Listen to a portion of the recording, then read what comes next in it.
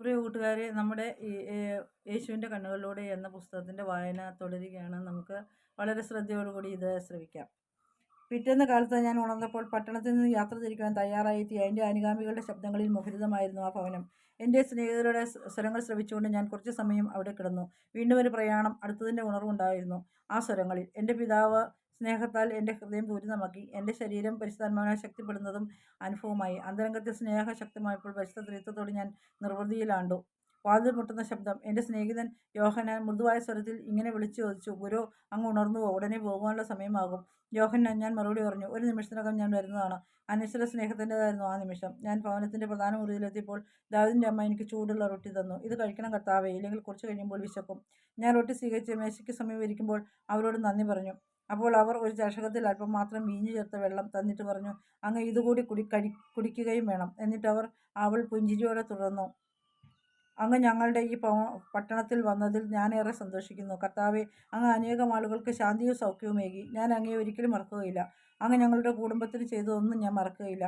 ഞാൻ സഹായിച്ചവർ കൃതജ്ഞതയുള്ളവരായി കാണുന്നത് എനിക്ക് സന്തോഷമാണ്. ദൈവം ഇവിടെ ചെയ്ത കാര്യങ്ങൾക്കൊക്കെയും അവിടത്തേക്ക് നന്ദി അർപ്പിക്കുവാൻ എപ്പോഴും ഓർമ്മിക്കണം, ഞാൻ പറഞ്ഞു. അപ്പോൾ യോഹന്നാൻ ഇങ്ങനെ പറഞ്ഞുകൊണ്ട് എൻ്റെ അടുത്തേക്ക് വന്നു. പുറപ്പെടുവാൻ തയ്യാറാണെന്ന് അങ്ങയോട് പറയുവാൻ പത്രോസ് പറഞ്ഞു. കുറച്ച് സമയം കൂടി കഴിഞ്ഞോട്ടെ യോഹന്നാൻ. ദാവീദിനോടും അവൻ്റെ പിതാവിനോടും യാത്ര പറയണമെന്നും ഞാൻ ആഗ്രഹിക്കുന്നു. മറുപടി അറിയുമ്പോൾ അമ്മ കയറി പറഞ്ഞു, ദാ അവർ ഇപ്പം വരും.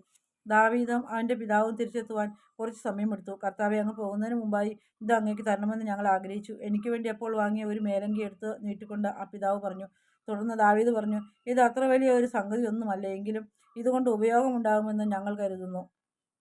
മോദത്തോടെ പുഞ്ചിരി തൂകി ഞാൻ ആ മേലങ്കി ഏറ്റുവാങ്ങി. ഇത് വിസ്മരണീയമായൊരു സമ്മാനമാണ്, ഞാൻ പറഞ്ഞു. ഇത് തരുന്നതിലുള്ള സ്നേഹത്തെപ്പറ്റി ഞാൻ സന്തോഷപൂർവ്വം സ്വീകരിക്കുന്നു. ആ കുടുംബത്തിലുണ്ടായിരുന്നതൊക്കെയും ചെലവഴിച്ചിട്ടാണ് ഇത് എനിക്കായി അവർ വാങ്ങിയതെന്ന് അപ്പോൾ ഞാൻ അറിഞ്ഞിരുന്നു. ഇത് വാങ്ങിയതുകൊണ്ട് അവർക്ക് കുറച്ചു കാലത്തേക്ക് ഭക്ഷണത്തിലുള്ള വക കമ്മിയാകുമെന്നും ഞാൻ കണ്ടു. ഞങ്ങളെക്കൊണ്ടാകുന്ന ഒരു എളിയ കാര്യമാണിത് കർത്താവെ. പിതാവ് എൻ്റെ കരം പിടിച്ച് അതിൽ ചുംബിച്ചുകൊണ്ട് പറഞ്ഞു, അങ്ങ് എൻ്റെ ഹൃദയത്തിന് സമാധാനവും എൻ്റെ ഭാര്യയ്ക്ക് സന്തോഷവും മകന് സൗഖ്യവും തന്നു. എൻ്റെ ജീവിതകാലം മുഴുവനും ഞാൻ അങ്ങേക്കായി പ്രാർത്ഥിക്കും. മാത്രമല്ല, എല്ലാ ദിനവും അങ്ങയുടെ സംരക്ഷണാർത്ഥം ഞാൻ ദൈവത്തിന് ഒരു ചെറിയ നേർച്ചയും കഴിക്കും. അവൻ തൻ്റെ വാഗ്ദാനം നിറവേറ്റും. അപ്പോൾ ആ അമ്മ പറഞ്ഞു, എപ്പോഴെങ്കിലും അങ്ങേക്ക് ഒരു ഭവനം വേണമെങ്കിൽ അതിവിടെയാണ്, അങ്ങേക്കായി സമർപ്പിച്ചിരുന്ന എൻ്റെ ഹൃദയത്തിൽ. എല്ലാ മനുഷ്യരും ഇவ்விധം പറയണമെന്നാണ് ഞാൻ ആഗ്രഹിക്കുന്നതെന്ന് അപ്പോൾ തീരെ അറിഞ്ഞില്ല. ഞാൻ പുറത്തിറങ്ങി ശിഷ്യന്മാരുടെ അടുത്ത് ചെന്നിട്ട് പത്രോസിനോട് ഇങ്ങനെ മന്ത്രിച്ചു, ഈ നല്ല മനുഷ്യർക്കായി കുറച്ച് പണം ഇവിടെ വെച്ചിട്ട് പോകണം. നമ്മൾ പോയതിനു ശേഷം മാത്രം അവർ അത് കണ്ടെത്താൻ ഇടയാവുകയും വിധത്തിൽ വേണം അത് ചെയ്യുവാൻ. കർത്താവേ, പത്രോസ് പ്രതിവചിച്ചു. എന്നിട്ട് അവൻ യൂദാസിൻ്റെ അരികിലേക്ക് നീങ്ങി. കുറച്ച് നാണയങ്ങൾ പത്രോസിനെ ഏൽപ്പിക്കുമ്പോൾ യൂദാസ് അസ്വസ്ഥനായി കാണപ്പെട്ടു. പത്രോസ് യൂദാസിൻ്റെ കയ്യിൽ ബലമായി പിടിച്ച് കുറച്ച് നാണയങ്ങൾ കൂടി എടുക്കുന്നത് ഞാൻ കണ്ടു. യൂദാസ് വല്ലാതെ വിഷമിക്കുന്നുണ്ട്. ഞാൻ ഇങ്ങനെ പറഞ്ഞു തുടങ്ങുമ്പോൾ എൻ്റെ അനുഗാമികൾ എനിക്ക് ചുറ്റും കൂടി നിന്നു. ഈ നഗരത്തിൽ നിന്ന് പോകും മുമ്പ് സിനഗോഗിൽ പോയി സുരക്ഷിതമായ ഒരു യാത്രയ്ക്കായി നമുക്ക് പ്രാർത്ഥിക്കാം. ശവസംസ്കാരത്തിനായി കാത്തുകിടക്കുന്ന ആ വിശുദ്ധനായ മനുഷ്യന് യാത്രയും പറയാം. അത് പറഞ്ഞു കഴിഞ്ഞപ്പോൾ പത്രോസ് ആരായാലും ശ്രദ്ധിക്കപ്പെടാതെ ആ ഭവനത്തിൽ നിന്ന് ഇറങ്ങി വരുന്നത് കണ്ടു. എന്നിട്ട് എന്നെ നോക്കി അത്ര അപ്രത്യക്ഷമല്ലാത്ത തലയാട്ടി. ദാവീദിൻ്റെ കുടുംബത്തോടും പിന്നെ യാത്ര പറയുവാനായി അവിടെ എത്തിയ മറ്റുള്ളവരോടും വിട പറഞ്ഞു. ഞങ്ങൾ സിനഗോഗിലേക്ക് പോയി. ഏകദേശം 1 മണിക്കൂർ ഞങ്ങൾ അവിടെയായിരുന്നു. പിന്നെ വയോധികനായ റബ്ബിയുടെ മൃതദേഹം സന്ദർശിച്ചു. അദ്ദേഹം സ്വസ്ഥനും ശാന്തിയും സന്തോഷമുള്ളവനായി കാണപ്പെട്ടു. എന്നാൽ ആ മരണത്തിലെ യാഥാർത്ഥ്യം അയാൾ ഇപ്പോൾ അറിയുന്നു. മരണം ദൈവത്തിൻ്റെ കൃപയാണ്, ശിക്ഷയല്ല. ഞങ്ങൾ അദ്ദേഹത്തിന് വേണ്ടി പ്രാർത്ഥിച്ചു. പിന്നെ ഞാൻ ആ മൃതദേഹം ആശീർവദിച്ചു. അതിനുശേഷം ഞങ്ങൾ പോകുവാൻ തുനിയുമ്പോൾ ആ റോമൻ അധികാരി എതിരെ വരുന്നത് കണ്ടു. അങ്ങ് നല്ലവനാണ്. ഞാനും എൻ്റെ ഭാര്യയും അങ്ങ് തന്ന സ്വസ്ഥത അനുഭവിക്കുകയാണ്. അവിടുത്തെ വചനങ്ങൾ എൻ്റെ ആത്മാവിലും മനസ്സിലും നിറഞ്ഞിരിക്കുന്നു. ഇതൊന്നും എനിക്ക് മറക്കാനാവില്ല, അവൻ പറഞ്ഞു. എൻ്റെ സ്നേഹിത, ഞാൻ നിന്നെ മറക്കുകയില്ല. നിൻ്റെ ഹൃദയത്തിലെ സ്നേഹവും ഊഷ്മളതയും ഞാൻ മറക്കില്ല. അവൻ്റെ ചുമല് സ്പർശിച്ചുകൊണ്ട് ഞാൻ പറഞ്ഞു, അങ്ങയോട് കൂടി ആയിരിക്കുവാൻ ഞാൻ അതിയായി ആഗ്രഹിക്കുന്നുണ്ട് കർത്താവെ. അയാൾ മറുപടി പറഞ്ഞു, ഇപ്പോൾ മുതൽ എപ്പോഴും ഞാൻ നിന്നോടൊപ്പം ഉണ്ടായിരിക്കും. എൻ്റെ സ്നേഹം അവൻ്റെ ഹൃദയത്തെ സ്പർശിക്കുകയും ഞാൻ പറഞ്ഞു, കർത്താവെ, എനിക്ക് അങ്ങയെ അങ്ങനെ വിളിക്കാതിരിക്കാൻ പറ്റില്ല. ഒരു റോമൻ അധികാരി എന്ന നിലയിൽ ഞാൻ അങ്ങയെ വിളിക്കാൻ പാടുള്ളതല്ല. പക്ഷേ അങ്ങയുടെ മുമ്പിൽ ഞാൻ വളരെ ചെറുതാണെന്നും എങ്കിലും ഞാൻ അങ്ങേക്ക് പ്രധാനപ്പെട്ടവനാണെന്നും എനിക്ക് തോന്നുന്നു. അങ്ങയുടെ നിറഞ്ഞ സ്നേഹവും ഞാൻ അനുഭവിക്കുന്നു. എല്ലാ മാനവരും എന്നതുപോലെ നീ എനിക്ക് പ്രിയങ്കരനും പ്രാധാന്യമുള്ളവനുമാണ്, ഞാൻ പ്രതിവചിച്ചു.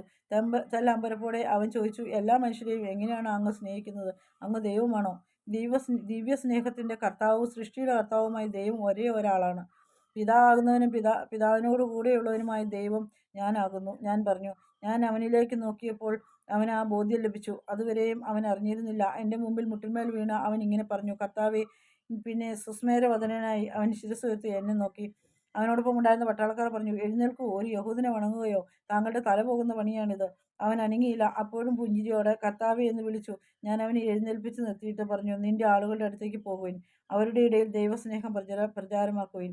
ഓ കർത്താവേ, ഞങ്ങൾ കാലടികൾ മുമ്പോട്ട് വയ്ക്കുമ്പോൾ. അവൻ പറഞ്ഞു. കുറച്ചു നേരം കഴിഞ്ഞപ്പോൾ സക്കറിയ എൻ്റെ അടുത്ത് വന്നിട്ട് പറഞ്ഞു, കർത്താവേ, എന്നോട് പൊറുക്കണം, ഇന്നലെ രാത്രി ഞാൻ ഒരുപാട് മദ്യപിച്ചു. നീ അത് മനസ്സിലാകുന്നതിൽ എനിക്ക് സന്തോഷമുണ്ട്. തീർച്ചയായും ഞാൻ നിന്നോട് ക്ഷമിക്കും.